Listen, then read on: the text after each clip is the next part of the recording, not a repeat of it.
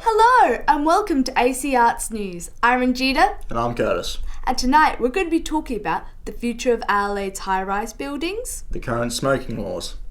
And we're going to take you on a ghost tour. We'll be looking at the future growth of Adelaide with Ron. Adelaide.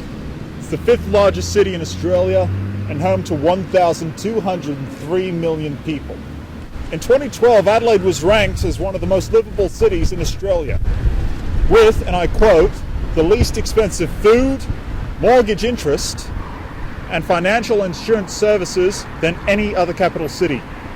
Now, after hearing all of that, you would expect things to be going pretty well for us as a modern city. Well, you might be surprised to find out that in terms of growth, we rank among the lowest. Still, things may be looking to be changing. In central Adelaide, the population is expected to grow to 38,959 by 2036. In anticipation of this exponential growth, high-rise living apartments are under construction to cater for our future residents.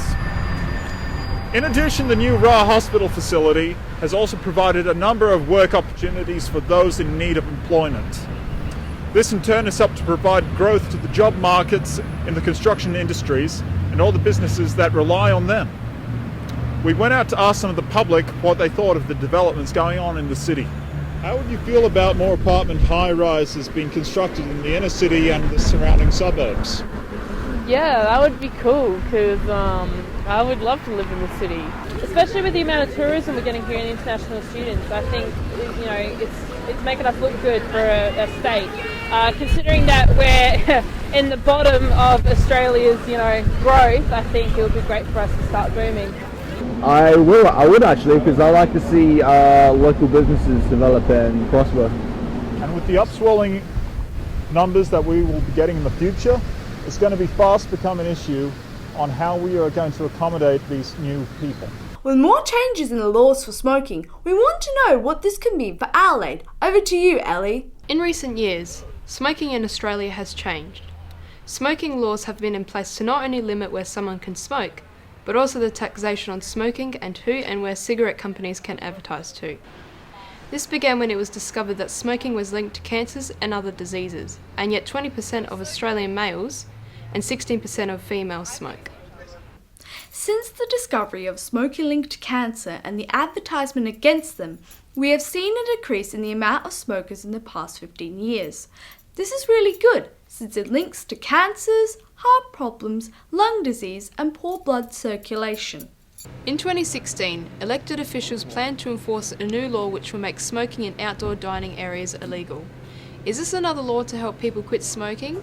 To protect people from secondhand smoke? Or is it going too far? We asked people around Adelaide College of the Arts their opinions.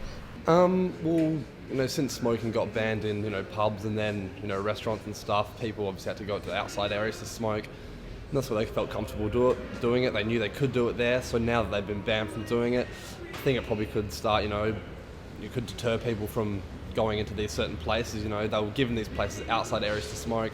I think that's appropriate. I feel like people who make the choice not to smoke have the right to not be around people who do smoke. And I think taking it away from people's, a bit rough. It's their spot. If people don't want to be around smoking while they're eating, that they have the inside areas for that. I feel like that makes a lot of sense to me personally.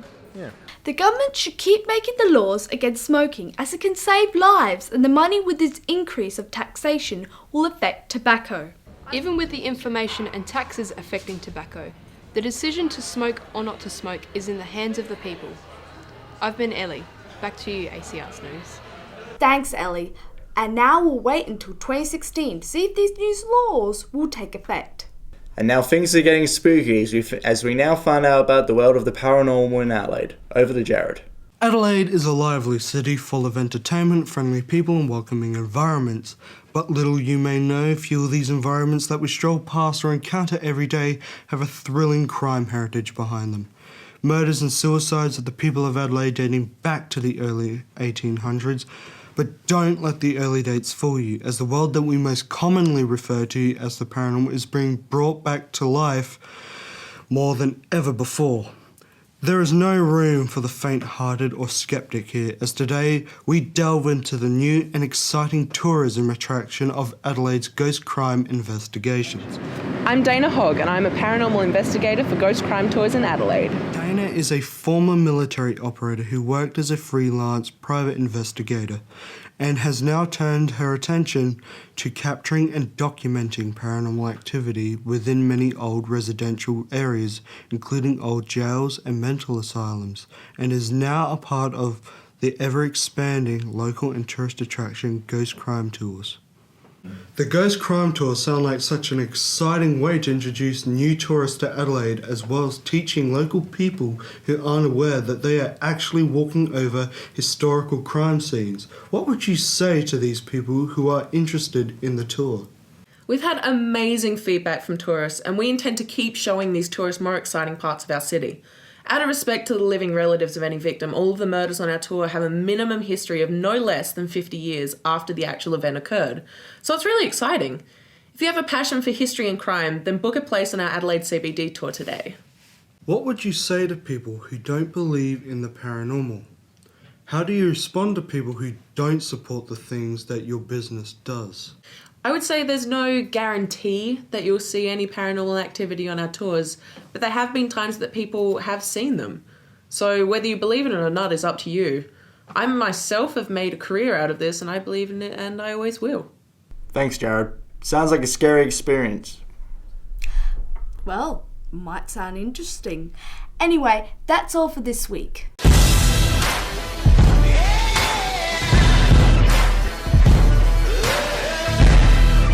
Into the jungle.